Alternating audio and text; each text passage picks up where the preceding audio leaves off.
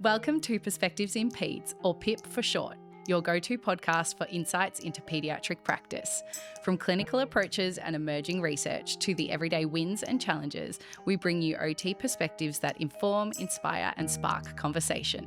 Hi guys, hi Gabs, hi Caity. Hi George. Hello. We're excited to be here. It is the last episode of the year. Woo! And so we're doing another little takeover episode. I'm sad. It's the start of the episode. I'm sad. Oh, it's okay. We're going to go on Christmas break. It's going to be super happy exciting. again. Summer. School's out for summer. School's out. We hope to all you clinicians out there, you're also getting a little bit of a break in the next couple of weeks. Mm-hmm. But we wanted to jump on and do a little takeover episode today because we've given a lot of advice over this podcast over this year. How ironic. We've covered so many topics for clinicians and talking about caregivers and so advice coming out of our advice, honestly. Yeah, recommendations, I would say. And so today we Clinical wanted to, recommendations. Clinical recommendations, indeed. Indeed. Today we wanted to, flip the lens a little bit and reflect on a little bit of a like do as we say, not as we do kind of perspective. Yeah, what's the opposite of like walk the walk? Absolutely. And I love how we've been chosen for this as well. I want to know a bit more about why we were chosen. Let it be known. Let it be known we were chosen. Should I be offended? Yeah. Or should I not be? Yes. So in the spirit of fairness, we're reflecting on our own abilities and we've actually had some listener submitted prompts and also from some of our team members as well. Right. We're going to read through a few of these out of my little lucky dip over here and we will see where the episode takes us in terms of... Yeah. Just I have to tell everyone that if mine comes up, I will not say it's me. I will not reveal myself. I will stay anonymous, just so we're clear. I just can't lie. So I think it'll be all over my face and everyone will know. Yeah, if so I don't watch it. the YouTube video this time. Only the podcast. Absolutely. So are you guys happy? Should we just jump straight in? Jump in, George. Yep, go Let's for do it. it. All right, I'm going to do a bit of a lucky dip here. Okay. What is this first one? Oh, okay. Classic. We're starting off with a bang. Oh, no. I don't do the homework given to me by professionals, even though this is my biggest pet peeve when I'm working with families. This was the one that was actually submitted by like 3 or 4 people. I, as a person who's engaged with an osteo this year, I've thought, I really am not doing my wall sits. That same experience for me at the osteo actually yesterday. The osteo said, like, how are you going with your stretches? And I was like, yep. Yeah, pretty good. And So was you just waiting. flat out lie and then take my money. Well, if he had have asked like how often you've been doing them, I might have had to sort of come clean. But yeah, No way. Oh my gosh, there's no way you would not be looking for another way of not telling this osteo that you didn't do the exercises.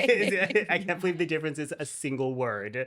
Just how many specifically? You didn't ask me that. I know, and I'm wondering why my back's still sore. So it sounds like you can't directly lie, but maybe you can lie by omission. It sounds like. Yeah. So we'll keep that in line with our Honestly, answers. it's to like protect their feelings. You don't want to hurt your osteo's feelings. That's mean.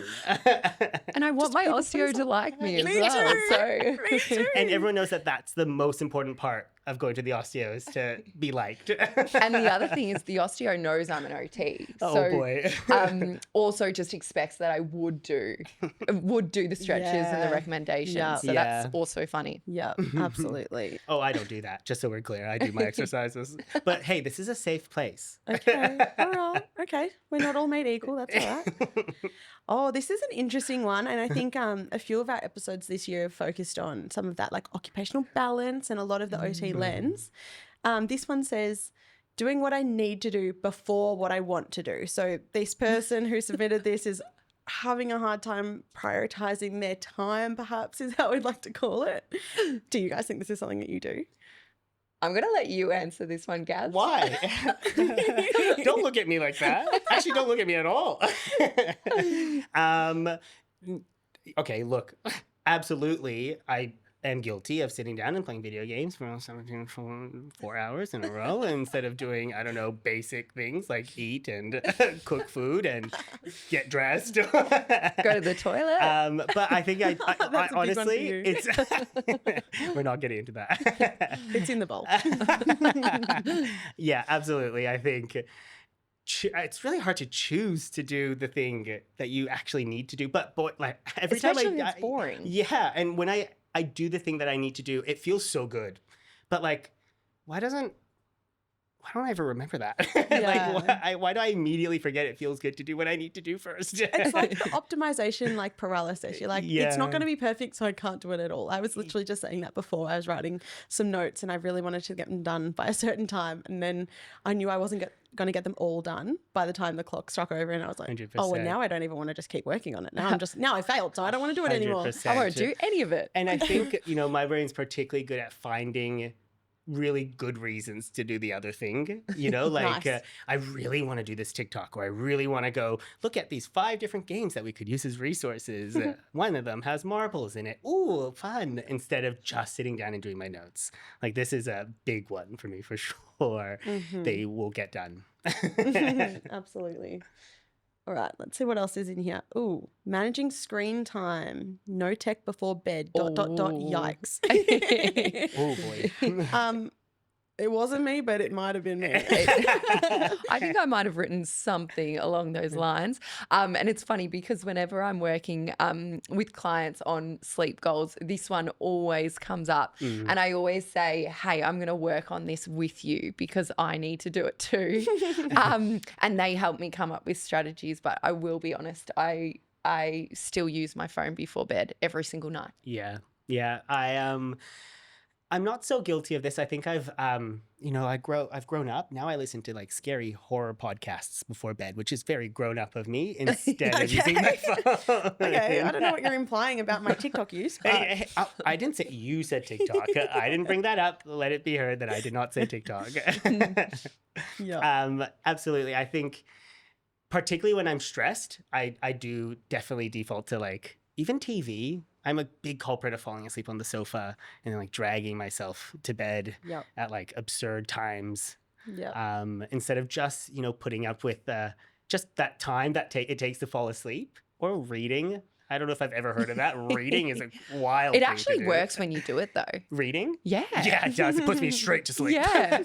It's like you read for 10 minutes. Yep, I'm good. Yeah. I don't know. Are you a reader, Katie? Do you read a lot? Look, I like to think of myself as a reader. I'm part of a book club, but often rock up to book club and have not read I the love book. that your And have idea- lied about it once before as well. To your osteo? That's awful. I got caught out though. So. Absolutely.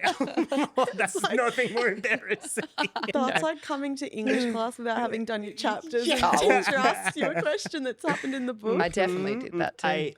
Look, it's pretty it's pretty funny to think that my idea of reading is to read so I can go to sleep, not to read the book. Yeah, and I know there's some wild people out there who like read and then stay awake because they're so involved in their book. Couldn't be me. So cool. That could not be me. My eyes get too tired. Oh, you had a big day. I don't have all of that blue light keeping them open. And you're being so brave. Thank you. That's what I think. Oh, okay. This is another one perfectly. That's a perfect little segue from the randomized bowl over here.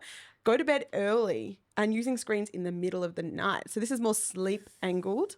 Ooh. Going to bed early, I think that is one of my big pitfalls is like wanting to have it all. Like, I want to go out and see my friends after work. I don't want to be one of those people who only works and does nothing else. And then 100%. you got to get up early in the morning, and then you think, oh, but if I go to bed too early, then I can't go to this, or I have to leave this early, or then I can't watch this episode with my housemate, or whatever it is. Yeah. But then it gets to Here 3 we o'clock the are. next day, and then you're yelling at someone in the office to shut up. Yeah, look, I'll say one thing here. Time is relative. What's early, really? Like, really, like 11, 12? That could be early. I actually can't relate to this. I'm a go to bed early unless it's the weekend. You do, yeah. Yeah. So you I'm love your routines. You're a get up early as well. Well, yeah, I'm a in bed by 9 kind of person. That's so impressive. I'm a go to bed late, wake up absurdly early, be tired all the time kind of person. That sounds really hard. It is. I also sleepwalk. A conversation for another day. I think we should talk about it. Absolutely not. It's not in the bowl. Can't do True. that. Oh, this is an interesting one, and one that we absolutely spend a ton of time giving recommendations to our families about. Ooh, Trying new foods. Oh. Interesting. I'm so curious. Whoever so like submitted interesting. this, I'm like, oh, I'm so Yeah. interested in I'm going to this be answer. watching lunchtime like a hawk, like 2 weeks in, who's still eating the same crackers they have always ate. Yeah, I feel like this is one, like, I guess when we talk about feeding practice, we talk about like there's a lot of anxiety involved, there's a lot of stress, there's a lot of discomfort involved. And maybe people are just not willing to put themselves in that level of discomfort to expand their diet, perhaps. Yeah, I'm very like, I can be very appearance based with food. Ooh. So if someone brings in something and says, oh, do you want to give it a go? And it's like a bit sloppy looking. Like there's lots of OTs here who have like overnight Why did you oats. look at us when you said that? No, it's like the overnight oats, and it's just There's a lot of overnight oats. yeah, in the and office. I just can't bring myself Yeah. to give it a go. I wish I could, but I'm a big food explorer. You know, Yeah. like I love trying new foods, but if there's something that I don't like, I am unable to like give it another shot, even like 10 years from then. Like Jell-O, I do not. I cannot like Jell-O. Like I won't even try it. Like And there's been a bit of Really? jelly going around the office lately. yeah, so there you've been has, very, and it's very it's like a tolerable. big jar of jelly. Like Yeah. a big jar of jelly. It's a Yeah, jumbo I jar love of jelly. jelly. That's It's been the going texture. around. I don't like it. Mm. It shouldn't move like that. Doesn't make sense. Yeah, absolutely. I think I suspect we're going to be testing Katie's poker face with this next time. oh no. Yikes. Way to throw me under the bus. Sorry, that's what we're here for. We're here to be vulnerable and honest. True. Safe place. Vulnerability. Safe Lean into it. Going to the toilet when I need to go to the toilet, not waiting too long. Katie, did you or did you not submit this one into the question box? I was very vulnerable in doing that, but So brave. it's very well known around the office that I do struggle with this. And I Yeah. don't know, it's just this thing of, you know, like there's so many other things that I'd rather be doing than going to the toilet. What? And also it can just be a bit cold.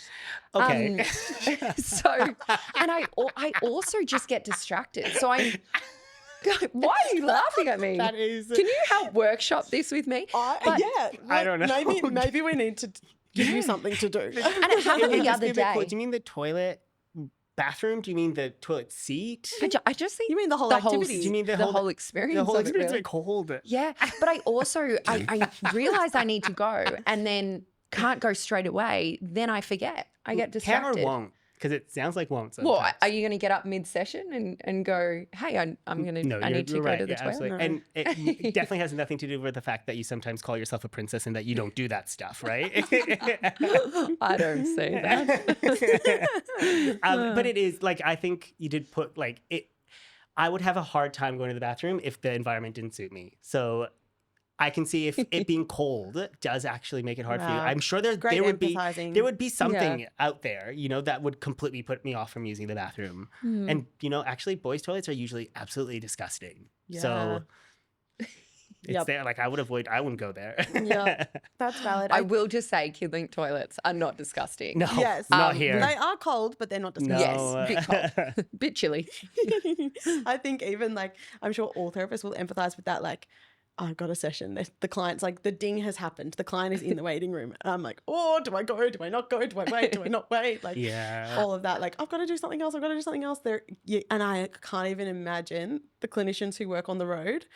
Where do you be? Yeah. Oh my gosh. I just love though when parents are like, you know, like, what do we do about this? My kid just running to the toilet, busting, like they don't go when they need to go. And I'm just sitting there going, oh, this is what I do. And I love love got a the fully idea of developed you, brain. Doing this little pee dance while talking about like how you gotta go, Charlie. You gotta go do this. She's tapping the and you're doing the foot. little pee dance. therapeutic use of self. And we love a bit of therapeutic use of Yeah, self. we I do. think the screen time, I absolutely hit the therapeutic use of self button right on there. What's next? Come What's on. next? Okay, time to move on. She's had enough. Oh, this is an interesting one. Work-life balance and fatigue management. Oh, Ooh. getting real isn't here. that so hard in a caring profession? Not Balancing taking work home. Mm. Not even literally, but like mentally and emotionally. I Yeah, just think in thinking about particular. it. Yeah. I think something I'm very guilty of is I enjoy my job. Like I love my work, Yeah. you know, and sometimes I'll take it home and because I love it, I feel like it's okay. But then afterwards, like that balance is still ruined. You know, that balance is still off. And as OTs, we're a big fan of this. It's about the diversity. It's about like the varying things that you do during your day. Even if you love work, even if you love sport, you can't just do that thing heaps all the time. Absolutely. And I think like when I talk to people about what I do for work who are not clinicians or are not OTs, I'm like, I love my job. They're like, oh, that must be so rewarding. You get to work with kids and blah, blah, blah. And I'm like, it is so rewarding, but like, they've got to be rewarded elsewhere too. Yeah, 100%. Otherwise, you just get like a skew on your priorities and all those sorts of things. Yeah. Absolutely. Yeah, absolutely. It's even funny when we have, you know, like social events and stuff with the team. Sometimes like the conversation just naturally goes to work as well. That's so true. Yeah, it's something to just be really mindful of. I know something that helps me though is not having my work email attached to my phone. Yeah. So that's a really big help. I think if I did, I'd be checking my email a lot more. Yep. I do have to make sure I silence off my notifications and things like that. Absolutely. That is something I a knew lot how of to the do team that. members do quite well, because I'll be there definitely not role modeling good balance, and I'll be like, I'm gonna go message this person. It's like, has their notifications silenced? And I just can't stop thinking like, well, we're a way to rub it in, you know? Yeah, Like, and all then right, I you're really ignore good it. at this. You get that out of office reply from the part-timers. You're like, oh, okay. I like talking, okay? Sue me. Sorry, you've got boundaries. Yeah, Okay. yeah. Like, what does silence really mean? Actually, I've done another perfect pick segue out of this bowl. I don't know what is happening with this magic random selection. I love this, George. People who are listening aren't going to believe that I'm randomly picking them. Practicing assertive communication. I think that goes hand in hand with having boundaries and work-life balance.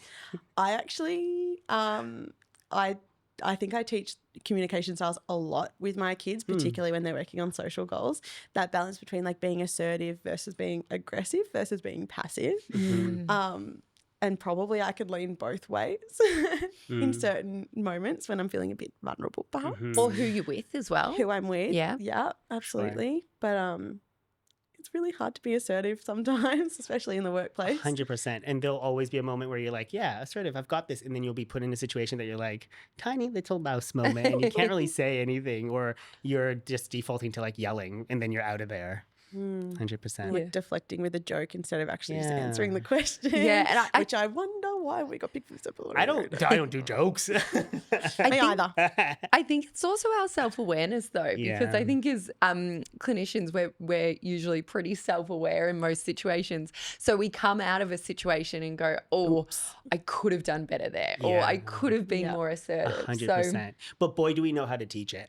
Boy, Yeah. do we know how to What's teach. that saying? What's that saying when you don't? You're being really assertive right When now. when you don't do, when you can't do, you teach. That's it. That's actually not Ding, a very ding, nice ding. And saying that to is teachers. I not think true. I'm also a teacher. that's I think not what you meant. No, I think it's what I meant. That's right. She doesn't know what she doesn't know, so it's Okay. fine. Sorry to any teachers listening. I'm a teacher. Say sorry to me. Sorry to I'm Gabs. talking about teachers. I'm talking about teach as in the art to teach. Great. Oh, okay, gotcha. Great. We're following. Awesome. We're following. That's just not where the saying comes from. Or if you don't know, teach, and then keep trying to teach yourself, because nobody's perfect, and it's totally okay. Yeah. Nobody's perfect. And next one. Ready for our next. Okay. Basically any EF strategy, so executive functioning strategy. We've got a whole list here on this one: writing things down, setting deadlines, planning to plan, using a timer, setting alarms, leaving the house 5 minutes early. How long do we have? Yeah, considering right before we went upstairs, I was like, what episode are we filming today? Yeah, it's executive functioning strategies. They're really funny, right? Because and this happens with the clients we work with as well. It works once. And you're like, yeah, this works. And then I'll never touch it again and never do that strategy ever again, even though I know it works, and boy, does it make my life easier. Yeah, well, I guess, and I was speaking about this with clients recently as well, to implement any like executive functioning sort of strategy to support with it, it requires a lot of executive functioning skills. So Oh boy, It's does a it. self-fulfilling prophecy. yeah, so this is the issue with I'm in it. a loop. Yeah, but I also love it because whenever I'm talking about executive functioning, I just feel like they're always really funny sessions, and it just ends up like parents laughing. It's a lot of laughing. empathy. Yeah, because we get it. Like, it's one of those things that tends to connect most people together, you know, to different degrees, of course. And some people find it harder than others, but like, we've all experienced some sort of executive functioning difficulty at some point in our lives. All right. I think we each need to name our like EF skill that we have the most challenges with, and an example. For a second there, I thought you were gonna say like the things that we do really well. It's like, oh, that's so nice to say after all this time. That's not what this is about. Ooh. Well, do you want to go first, Caity? Okay. Yeah. Put us on the spot. That was really assertive of me, just so everyone knows. Love. Well, there's a few to pick from, but I'm going to go with time management. Okay. So I always speak to my clients about, planning when you need to leave. So, working backwards and those sort of things. Great strategy. But in reality, like, I think maybe 50% of my shifts, I'm probably 5 minutes late. Yep. I don't do shifts with you, but I mean, I might do shifts with you and I just never see you because you're that late. I can attest. It's a good one. Look, it's a really good one. Hopefully Jackie doesn't listen. She walked out of this room at perfect timing. Yeah, look, for me, and I'm not even sure if this falls under executive functioning skills or strategies specifically, but it's the downfall of most of my executive functioning strategies is relying on like novelty and like shiny new. Like I'll go to Officeworks. Officeworks. I love Officeworks. I'll go to Officeworks, and for approximately 2 days, my organizational skills will be the best. I will get like, I don't know, 2 yearly planners. I don't know, 2 of them. Why do I need 2 yearly planners? I will get like a daily kind of like checklist. And the moment I miss 1 day or 2 days, it's like, I'll put this with the rest. Yes, I can relate to that. You have to get over that hump. Like when it's no longer new, and this is what we tell families as well, and it still works, that's when it works. If it's new and it works, it's still developing. You're still learning. How do we get over this hump? Of new? Go back to Officeworks. Every single day. That's how it works. Just it's a trap. Get a job at Officeworks. Quit being a clinician. Officeworks sponsor us. Shout out Officeworks. Mine's definitely got to be, and I don't know if I heard this term somewhere or if I coined it myself. I'm going to take credit because I don't know who else to give credit to. Productive procrastination. Okay. So I will tell myself that it doesn't count as procrastinating because I'm doing another important job, but like it's not. Yeah. I will do 5 little jobs in lieu of the one big job that's actually hard. And so I tell myself it's still productive because I still needed to do that job, but like 100%. It's not. It's a well-known fact that we get a working from home day that I'm in the office every working from home day, because if I stay home, my house is spotless. It is so clean. Like the shower's perfectly tidied, and I've done every single thing. I've vacuumed. I've looked at like the light bulbs and scrubbed all the light bulbs, and I will not touch a bit of work, I bring myself to the office and I work my butt off, and then I go home to a really messy house. Can you work from home from my house? That sounds amazing. Yeah, actually, we should all take turns. Yeah, who wins from this, really? Everyone else. Your partner. I love productive procrastination. I'm definitely going to steal that. That's really cool. It's an EF pitfall, but it is. I mean, sort of feels good though. It feels great. That's the problem. That is the problem. The big job doesn't get done. It's not the priority, but it's a priority somewhere. Literally. And I tell myself, I just needed to do this one thing. And I need the space for it. I need to feel like it. Josh is gonna kickstart. Oh, what do you mean? My day. I can't go for a run if I have dishes. Like, what do you mean? Like, oh my gosh. And if I'm doing dishes, I may as well do all my cooking now too. 100%. Which is fun. Now I've done all my cooking, so I have more dishes. Oh, now it's getting dark. Dishes. If it's getting dark, I should probably it's dark. Can't see. Can't turn on the lights. I can't go outside now. My globes are too dirty. Can't turn on the lights. I should go to the supermarket. It's not dark at the supermarket. How do you guys get anything Bada bing, done? bada boom. I haven't gone for a run. I'm back at Officeworks. How did I get here? Okay, let's see what else we've got in here. Oh, taking my medications consistently. This is me. I was like, I could think of a couple of people who might have put this in. Yeah, this you is are me. one of them. I sat down got comfy, stood up, ran downstairs, took my meds, thought to myself, these aren't going to be active till after the episode's finished, sat back down. La, la, la. Yeah, taking my meds on time, really hard. My meds help remember to take my meds, right? And I don't take my meds because I haven't remembered to take my meds. This is exactly the It's a same as we vicious were saying with cycle. the EF. Yeah. Needing EF to be It's able to really do EF. hard. Yep. And I don't like alarms. I've tried it. I don't like alarms.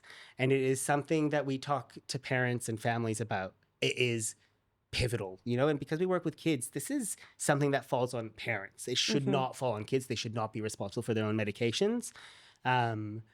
Remembering to consistently take meds is part of taking medication. It's the only way you kind of like equal out, or else you have these really crazy little pitfalls where you start talking about office works and you can't stop and things like that. So this one's on me. That's fair. That's fair. Not you guys? No, I'm just kidding. I think my health anxiety I can remember the prevents me osteo. from missing my medication. This is my osteo don't do recommendations one. We take turns. We're all dynamic people, you know. Oh, this one's cute. Using the How We Feel emotion check-in app. That thing messages me 5 times a day. I actually find it a little bit overwhelming, actually. It's when really I go into tricky. it. There's so many options So of emotions. just for anyone listening who's not familiar with this app, it's a really, really fantastic app. It is. It has like a feelings wheel kind of spectrum, and you can track and log how you're mood feeling, board. why you're feeling it. It kind of separates them into high energy, low energy, pleasant, unpleasant. So if you were listening to our Talking About Emotions episode a couple of weeks ago, you probably would have worked out that that's a really cool way to track our emotions. Yeah. For someone. Unfortunately, taking the 20 seconds that it would take to use it just feels too hard. Yeah, even like if we go broader, even just talking about emotions, Hard. like we spend, 80% of our sessions talking about emotions in some capacity. And I'm really not that great at it. I'm great at talking to people about their emotions, but talking about Well, I'm my own good at that. emotions is hard. Yeah, look, I am good at talking about emotions. I'm good at forcing people to listen to me talk about my emotions. I'm also good at listening about emotions. I love the app. I'm a big advocate for the app. And yeah, absolutely. There takes an adjustment period and it is overwhelming. Like you open this up and then the moment it kind of cracks that actually it's supposed to be kind of overwhelming, that means you're kind of learning, is the moment you look at your app and think, wow, I've been stressed 8 days in a row. Oh, And it's that- blue, blue, blue, blue, blue. And that Maybe is I'm a bit sad. okay. One thing I will recommend is that one thing on the app is you can put like routine alarms to as Georgia said, and it'll remind her like 5 times. She'll be like, no. Snooze. But one of the options is that you can make it remind you randomly. That's what I've got so on, I much think. better than remind me, in the afternoon right before I go to bed and I'm still watching TV and stressed about the day coming, And when That's it a good comes idea. in just before I've eaten my lunch and I've got the hangries, like Yeah, it's it's spot going to be on. red every time. 100%. And, it kind of lets you see that, your emotions fluctuate throughout the day. It's a roller coaster. Wow. Yeah. Another little like promo. We'll put that in the show notes. Yeah. I think that's going to be a good one. But it's It's a good app. it's a really good app when you can use If- it. This one says drinking enough water. I think I put that one in. I'm really thirsty right now. I feel like I hear that many OTs in the office talking about how they haven't drunk any water And all I- day. I can't tell you a time of day that my drink bottle is not within 1 meter of me. That's It's so true. Yes, I hear yes. it clank It's right- all the time. it's right here, right next to me.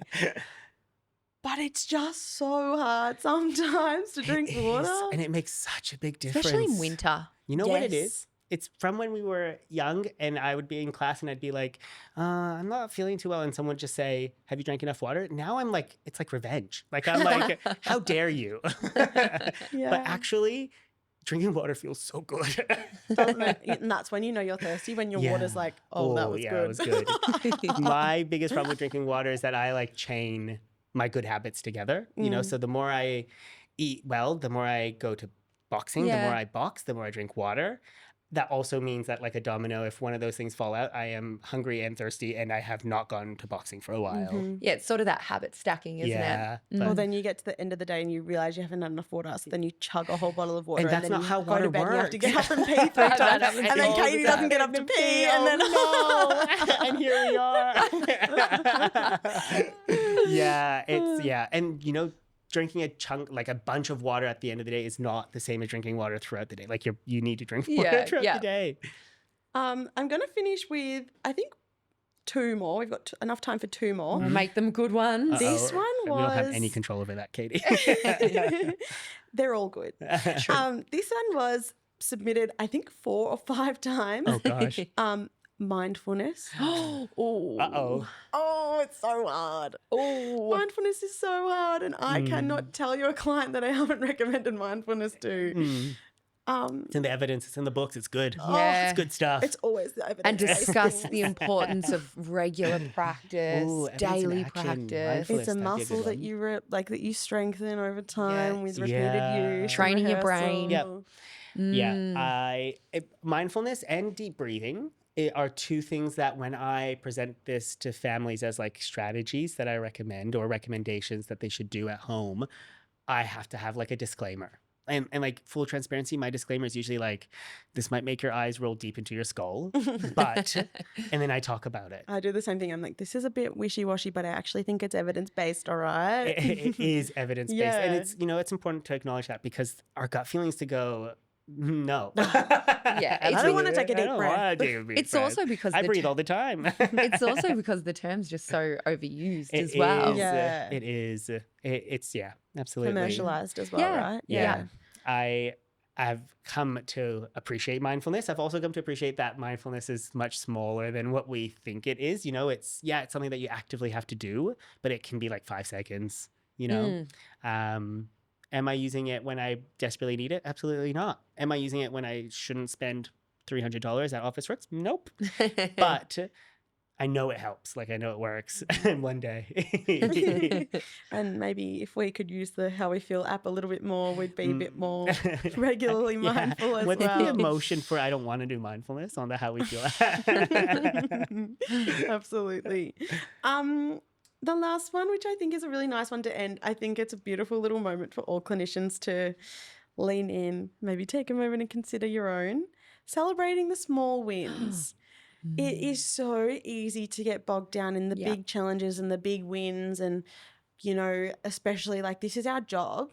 We have, promotions and shout outs and all these things. But celebrating the small wins with your families is like paramount to working in pediatrics and working with people in general. Yeah. And as clinicians, like we forget to celebrate do our it to small wins. ourselves. Yeah, we We're do. so good at celebrating each other's small wins. Yes. You Yeah, know? especially here, I think we have such a Ugh. beautiful culture of that. But Yeah. at I the will end of the yell it. I will day- yell it across the room. Like, I'll be Yeah. like, you, That was so awesome." great. Yeah, I've heard of clinicians like keeping a record of any sort of like nice feedback from families as well. Yeah. So like emails from families, or even going that next step, like Christmas cards yeah, that are really thoughtful and things. And I've always been like, that is such a good idea, because ever there's a time you get a little bit of maybe constructive feedback or whatever it might be from a family, you really hold on to it. and dwell. Yeah, and potentially dwell. Whereas the nice stuff, you sometimes just go, oh, thanks, and kind of move on quite quickly. 100%. Yeah. Yeah.